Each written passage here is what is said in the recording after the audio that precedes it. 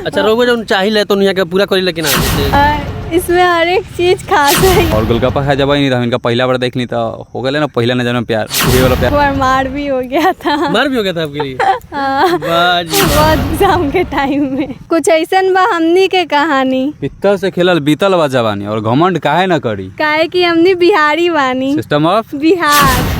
हम अभी न्यू है तो मेरे पास भी उतना कोई आता नहीं और हम कभी बाहर जाते भी नहीं। दिल्ली या दिल वाला खातिर, मुंबई या पैसा वाला खातिर। बाबू है बिहार खाली रंगदारी करे वाला खातिर। System of Bihar. जान तो के जानी ले जहान तो के जानी ले किरिया खियाल परान तो के मानी ले।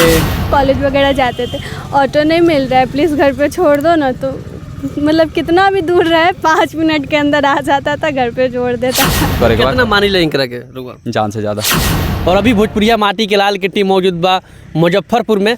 और वो सब को बता दी जौन जोड़ी सामने दिखाई दे रहा बाटे ई कहीं ना कहीं एकरा पहले लव मैरिज से यहाँ लोग के शादी भइल बाटे कोर्ट मैरिज द्वारा कोर्ट द्वारा। और अभी यहाँ लोग के काफ़ी चर्चा में बनल बानी, जो ये शादी के बड़ी चर्चा हो रहा बाटे समझ के। और यहाँ के जौन फ्रेम में लड़की जौन दिखाई दे रहा बानी यहाँ कहीं ना कहीं रईस घर के बानी और जौन लड़का बड़े एकदम नॉर्मल फैमिली से बाले, ओकरा बावजूद भी यहाँ लोग के कैसे रिलेशन में आ गए लोग, कैसे यहाँ लोग के शादी हो गई, तमाम बातचीत हुई समझ लीजिए। और यहाँ लोग के जौन वीडियो बटे काफ़ी जौन बटे सिस्टम ऑफ बिहार पर ज़्यादा यहाँ लोग के जौन बात कीजिए रंगदारी वाला पर कोई गो वीडियो आवाला वो सब के देखे के मिल जाए। वो सब सबसे पहले तो स्वागत बा। धन्यवाद।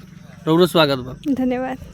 वीडियो हम बचपन से बनावत नहीं, लगभग हम 5-6 साल हो गए वीडियो बनावत। और जब शुरू में बनावत रही, जब 1,000 फॉलोअर रहल तो फिर हम गाना उना पे वीडियो बनाते, छपरी टाइप के जो वीडियो होखेला वो टाइप के वीडियो बनावत रहनी। तो पे ज़्यादा मतलब कुछ रिस्पॉन्स ना मिलत रहे। ओकरा बाद एगो लड़की हमार मतलब मुजफ्फरपुर के दोस्त रहे तो वो कहलन कि रउआ संगे हमरा वीडियो बनाए के बा। बोले चल ठीक बा आ जाई। तो हम उनका के लिए उनका साथ हम वीडियो बनाए के शुरू कैली, लेकिन उनका साथ जो वीडियो बनाए के शुरू कैली थोड़ा डबल मीनिंग वाला अश्लील टाइप के वीडियो रहे। तो वो वीडियो चले लागल।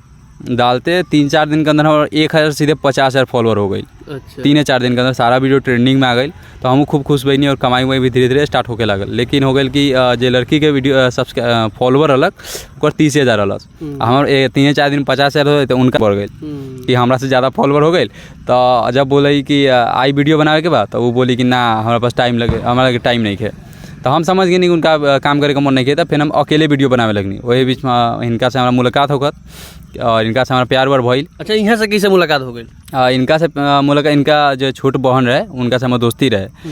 उनका दोस्ती के मतलब गोलगप्पा खइला के दौरान प्यार हो गए। इनका के देख ली ना तो हमरा का ऐसे ही प्यार हो गई। अब गोलगप्पा खाए चाहे कुछ करे वैसे मतलब नहीं के लेकिन गोलगप्पा से प्रेम कहानी के शुरुआत भइल रहे। ओकरा बाद फिर हम इनका के प्रपोज उपोज करी और उहे बीच में अपन जब हम वीडियो हम बंद भेले तो 50,000 जब वो लड़की के साथ वीडियो बना बंद कर देनी ना तो लोग फॉलो करके अनफॉलो करके शुरू कर दें। तो 50,000 से फिर 40,000 पे आ गई। अच्छा। और फिर अकेले मेहनत करके शुरू कैनी। सारा टीम उम सब जब साथ छोड़ दिलन तो फिर हम अकेले वीडियो बना के शुरू कैनी। तो फिर हमारे 70,000 के आसपास फॉलोअर आ गई। फिर से बढ़ गई फॉलोअर और वही बीच में इनका घरे पता चल गई। अच्छा। हमारा दोनों के लोग प्रेम कहानी के बारे में। तो इनका जान से ज़्यादा। रहुआ कितना मानी ले जी? खुद से भी ज़्यादा। अच्छा। कैसे रोल के नज़दीकिया कैसे बढ़ल रोल के, कैसे एक दूसरे के रोल करीब बनी लोग? जस्ट हम लोग बस बात करते थे।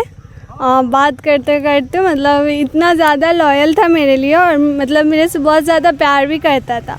और आज वो हमारे दोस्त रहे, ये हमारे प्यार बाड़ी। उसको कोई प्रॉब्लम नहीं है क्योंकि दोस्ती और प्यार दोनों अलग है।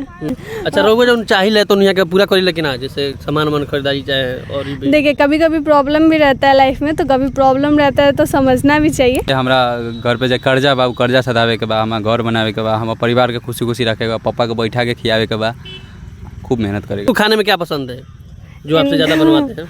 खाने में हम जो भी बना दे ये खा लेते हैं। सारा खाना पसंद है हमको। का यहाँ में मैंने खास रुआ लागल कि रुआ अपना पिताजी के घर छोड़ के यहाँ पर रुआ एकदम फिदा हो गई?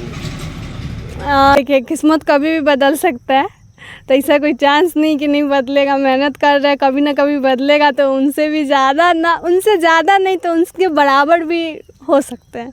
चैनल के क्या नाम पड़ी? अगर हमसे कोई जुड़ना चाहना, हमारा डेली ब्लॉग देखना चाहते हैं तो रउआ लोग ऐसे कहता नहीं, यूट्यूब पे सर्च करके गूगल मतलब गुरु आलोक से, और हर जगह सोशल मीडिया पे मतलब इंस्टा फेसबुक यूट्यूब हर जगह गुरु आलोक से चैनल बा। तो रउआ लोग देख सकता नहीं और जुड़ सकता नहीं। अच्छा गुरु आलोक से पहले रउआ पीछे तो कितना जाना पढ़ल हुई जी?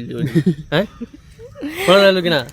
बहुत आदमी था, बहुत ज़्यादा ही था। और खासकर एलएस कॉलेज में पढ़ते थे तो वहाँ का भी बहुत आदमी था। एक लगा था कि राहुल जौन बात लाइफ यहाँ के साथे गुजर जाई और सातों जन्म निभा दे। पूरा भरोसा है, पूरा भरोसा है। पूरा। ओके लीजिए मतलब लड़का से खर्चा वर्चा करवावेली, लेकिन ये एगो ऐसा लड़की बारी जो हमरा से 1 रुपया खर्चा न करवेले रहनी, मतलब शादी से पहले। हाँ जी, पैसा नहीं खर्चा कर रहे। उल्टा हमरा पे ई खर्चा कैले रहना, लेकिन हम इनका हाँ कभी कभी गोलगप्पा वगैरह। यही बोलेंगे कि आप लोग का बहुत सपोर्ट का ज़रूरत है। सब